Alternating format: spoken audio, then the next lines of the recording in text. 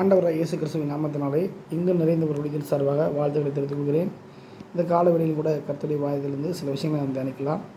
இன்றைக்கு ஆதாரமாக எடுத்துக்கொண்ட வேத வசனம் ரோமர் எழுதின புத்தகம் 12ஆம் அதிகாரம் 3ஆம் வசனத்தை என்ன செய்யலாம், நம்ம தியானிக்கலாம். அந்த வசனம் என்ன சொல்லுதுன்னா, அல்லாமலும் எனக்கு அருளப்பட்ட கிருபையினாலே நான் சொல்கிறதாவது, உங்களில் எவனானாலும் தன்னை குறித்து என்ன வேண்டியதற்கு மிஞ்சி எண்ணாமல் அவனவனுக்கு தேவன் பகிர்ந்த விசுவாச அளவின்படியே தெளிந்த எண்ணமுள்ளவனாய் எண்ண வேண்டும். இந்த வசனத்தை நம்ம என்ன செய்ய போகிறோம், மேற்கோளாக பார்க்க போகிறோம். செய்தியுடைய தலைப்பு என்னவென்று சொன்னால், தெளிந்த எண்ணமுள்ளவனாக இருத்தல் என்கிற தலைப்பை நான் பார்க்க போகிறோம். இந்த வசனத்தை மையமாச்சு தான் இன்றைக்கி நான் தியானத்தை உள்ளே பார்க்க போகிறோம். இந்த வசனம் யாருக்காக சொல்லப்பட்டதுன்னா, பவுல் மூலமாக திருச்சபைகளுக்கு சொல்லப்பட்ட ஒரு காலம். ரோமாபுரிங்கிற இடத்துல பவுல் அநேக கடிதங்கள் எழுதி திருச்சபைகளை வளர்ச்சிக்கு நேராக கொண்டு போகிறார். அப்போது ஒரு சபை எப்படி இருக்க வேண்டும், மக்கள் எப்படி செயல்பட வேண்டும், ஊழியர்கள் எப்படி நடக்க வேண்டும் சொல்லி அநேக விதமான ஆலோசனைகளை ஆண்டவர்கிட்ட கேட்டு ஜெபம் பண்ணி வெளிப்பாடோடு எழுத ஆரம்பித்து சொல்லுதார். அப்படி சொல்லும் பொழுது நிறைய அட்வைஸ் பண்ணும்போது அதில் ஒரு விஷயம் முக்கியமாக சொல்கிறார், தெளிந்த எண்ணம் உள்ளவனாக இருத்தல் அப்படிங்கிற ஒரு காரியத்தை கொண்டு வராரு. கொண்டு வரும்போது அவனவனுக்கு தேவன் கொடுத்த விசுவாச அளவின்படியே என்ன வேண்டியதுக்கு மிஞ்சி எண்ணாமல் தெளிந்த எண்ணம் உள்ளவனாக இருக்க வேண்டும் சொல்லி சொல்கிறார். அப்போ நீ செய்தியை நான் தலைப்பு என்ன பார்த்தோம்னா, தெளிந்த எண்ணம் உள்ளவனாக இருத்தல் சொல்லி பார்க்குறோம். இந்த தெளிந்த எண்ணத்தை வெளிப்படுத்தி சொல்கிறது பவுல் சபைகளுக்கு தேவன் மூலமாக பேசுகிறார். சரி, இந்த தெளிந்த எண்ணம் உள்ளவனாக இருத்தல் சொல்லி சொல்கிறார்ல, இந்த தெளிந்த எண்ணம் என்னென்ன விஷயத்தில் இருக்கணும் அப்படிங்கிறத நம்ம யோசிக்கணும். இன்றைக்கி நிறைய பேர் என்ன செய்வாங்கன்னா, உலகத்தில் இருக்கக்கூடியவங்க குடும்ப உறவுகளில் தெளிவாக இருப்பாங்க, திருமண காரியங்களில் தெளிவாக இருப்பாங்க, வேலைக்கு போகிற விஷயம் தெளிவாக இருப்பாங்க, படிக்கிற படிப்பில் இதை செலக்ட் பண்ணுங்க, அதை செலக்ட் பண்ணாங்க, அது சரி வரும், இது சரி வராதுன்னு சொல்லி அதில் தெளிவாக காட்டுவாங்க.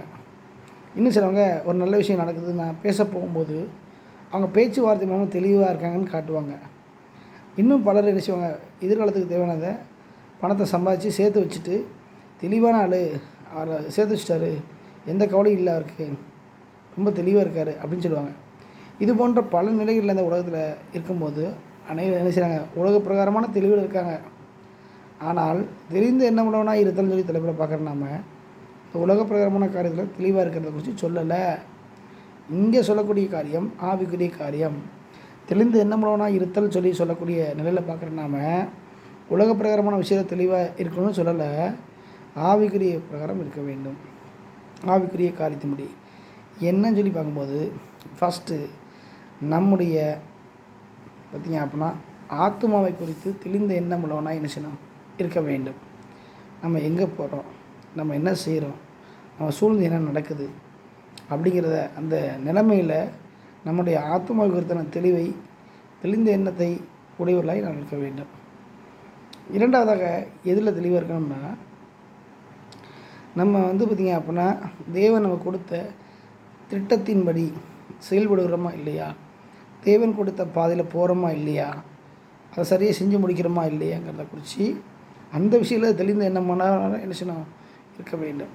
அப்போது சொந்த ஆத்மாவை குறித்தான தெளிவும் வேண்டும், தேவன் நம்ம கொடுத்த பாதையை கரெக்டாக பிடிச்சி ஓடுறோமா, அதை நிறைவேற்றி முடிக்கிறோமாங்கிற அந்த காரியத்தை குறித்தான எண்ணத்துலேயும் தெளிந்த எண்ணமுள்ளவனாக இருக்க வேண்டும். அது விசுவாச அளவின்படி சொல்லி பார்க்குறோம். அப்போ இப்படிப்பட்ட இந்த இரண்டு விதமான தெளிந்த எண்ணமுள்ளவனாக இருக்க வேணும்னு சொல்லி பார்க்குற நாம அதுக்கு நேரம் தான் நம்ம மனுஷனும் நம்ம கவனத்தை செலுத்த வேண்டும். நிறைய ஜனங்கள் இப்படிப்பட்டதை யோசிக்காமல், இப்படிப்பட்ட விஷயத்தில் தெளிந்த எண்ணம் இல்லாமல் உலக பிரகாரமான காரியத்தில் தெளிந்த எண்ணமாக இருக்கிறாங்க.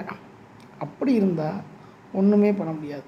உலக பிரகாரமான காரியத்தில் இருந்தால் பூமி இருக்கிற வரைக்கும் நல்லாயிருக்கும், ஆனால் ஆவிக்குரிய ரீதியாக இல்லைன்னா ஒன்றும் பண்ண முடியாது. இதை தான் அந்த நாட்களில் உள்ள திருச்சபை மக்கள் அவங்க என்ன செய்யலை, தெளிந்த எண்ணம்லாம் இல்லை, அவங்க ஏனோ இருந்தாங்க. அப்படி இருக்கக்கூடாதுங்கிறதுக்காக தான் விசுவாச அளவின்படி கிருபையினால் சொல்கிறேன், தெளிந்த எண்ணம் உள்ளவனாய் இருக்கணும் அப்படின்னு சொல்லி சொல்கிறார். எனவே இந்த செய்தியை கேட்டுக்கொடுக்குற ஒவ்வொரு தேவ பிள்ளைகளும் ஊழியக்காரர்களும் தெரிந்து கொள்ளக்கூடிய விஷயம் என்னென்னு சொன்னார், உங்கள் ஆத்மாவை குறித்து தெளிந்த எண்ணம் இருக்குதா, அதை பாருங்க. ரெண்டாவதாக தேவன் கொடுத்த திட்டத்தை நம்ம சரியாக நிறைவேற்றிக்கிறோமா, தேவனுடைய இந்த விருப்பத்தின் மீது தான் செயல்படுறோமா, அவர் கொடுத்த வேலையை பர்ஃபெக்டாக செஞ்சு முடிக்கிறோமாங்கிறதுல தெளிந்த எண்ணமாக இருக்கோமா அப்படின்னு நம்ம பார்க்கணும். இந்த ரெண்டில் நம்ம தெளிவாக இருந்தாலே போதும், எல்லா தெளிவும் நம்ம தேடி வந்துடும். இன்றைக்கி இந்த ரெண்டுமே இல்லாமல் மற்ற உலகக்காரங்க தான் தெளிவாக இருக்காங்க. நம்ம அதை நோக்கி உலக மக்கள் ஓடுற மாதிரி நம்ம ஓடக்கூடாது. எனவே இந்த செய்தியை கேட்டுக்கொள்ள ஒவ்வொருவரும் ஆத்மாவை குறித்தான காரியத்தில் தெளிந்த இனமுள்ளவர்களாகவும் இருக்க வேண்டும். அடுத்து தேவ திட்டத்தை நிறைவேற்றுவதில், வேலை செய்து முடிப்பதில் தெளிந்த இனமுள்ளவர்களாக இருக்க வேண்டும். அப்படி இருந்து உங்கள் ஒவ்வொருவரையும் நீங்கள் காத்துக்கொண்டு வாழ்க்கையில் முன்னேற வேண்டும் என்று சொல்லி உங்கள் அனைவரையும் எங்கும் நிறைந்தவர்களையும் வாழ்த்துகிறது. ஆமென்.